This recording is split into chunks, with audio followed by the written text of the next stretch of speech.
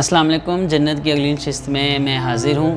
جنت کو آگے فردر ایکسپلین کریں گے کہ جنت کے بارے میں اللہ تعالیٰ نے کیا ارشاد فرمایا کہ سرکار دو عالم صلی اللہ علیہ وسلم نے فرمایا کہ جنت میں ایک حوض کوثر اتنا ہوگا جتنا کہ عدن اور امان اور البلکہ یعنی یمن اور شام کے درمیان میں فاصلہ ہے۔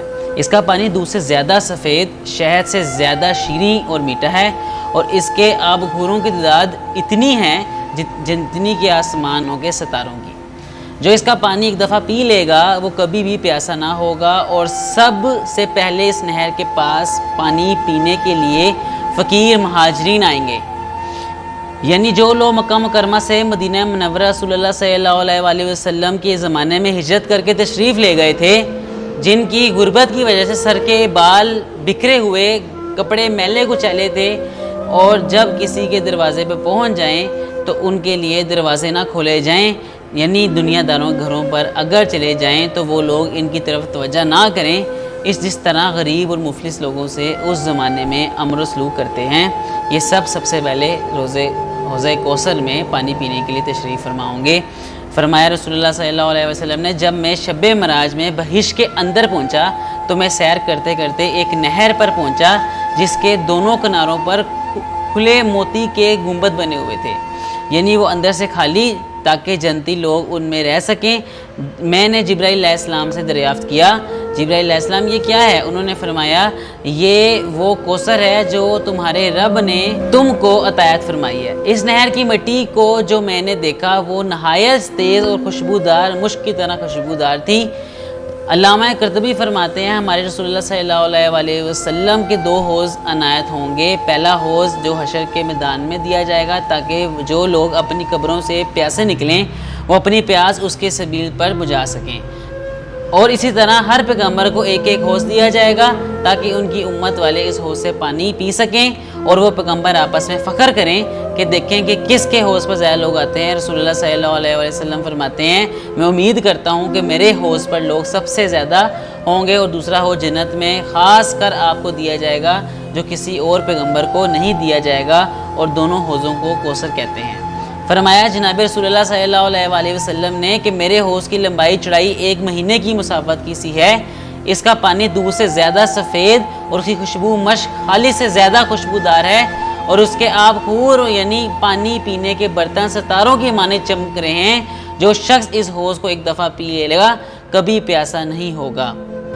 سوال یہاں یہ اٹھتا ہے کہ جب حوض کے کوثر کو پانی پی کر کبھی پیاس نہ لگے گی تو جنت کے دودھ، شہد اور شرابیں، نہریں، فصلیں وہاں پر اگر موجود ہیں تو وہاں کا کیا ہوگا؟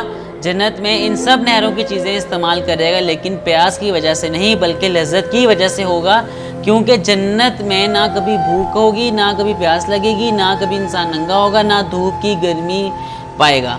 جناب رسول اللہ صلی اللہ علیہ وسلم نے فرمایا میرے حوض کا درمیانی فاصلہ ساحل شام اور عدن ساحل یمن کے درمیانی فاصلے سے بڑا ہے۔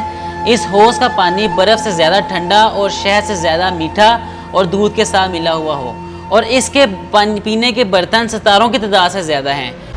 صحابہ نے عرض کیا یا رسول اللہ صلی اللہ علیہ وسلم ہم آپ کو اس دن میں پہچانیں گے؟ آپ نے فرمایا تمہارے اندر ایسی خاص علامتیں اور نشانیاں ہوں گی جو اوروں لوگوں کو اندر نہ ہوں گی۔ آؤ گے تو میرے پاس اس حالت میں کہ تمہاری پیشانی اور پاؤں ہاتھ وضو کی وجہ سے چمکدار ہوں گے۔ حوض کوثر کے درمیان مختلف فاصلے ارشاد فرمائے ہیں، بعض جگہ عدن اور امان تک فرمایا، بعض جگہ 1 ماہ کی مسافت بتائی، بعض جگہ عدن اور البیہ تک سفر بتایا۔ ہر شخص کو سمجھانے کے واسطے اس موقع کے لحاظ سے فرماتے ہوئے فاصلہ بتایا، ورنہ رسول اللہ صلی اللہ علیہ وسلم نے اس کی حقیقی جو حدود ہے وہ بیان نہیں فرمائی، لہٰذا اس پر کوئی اعتراض باقی نہ رہا۔ فرمایا رسول اللہ صلی اللہ علیہ وآلہ وسلم نے کہ میں حوض کوثر پر تمہارا امیر سمان ہوں گا، جو شخص میرے پاس سے گزرے گا وہ اس کا پانی پیے گا، اور جو اس کا پانی پیے گا وہ کبھی بھی پیاسا نہیں ہوگا۔ البتہ میری امت میں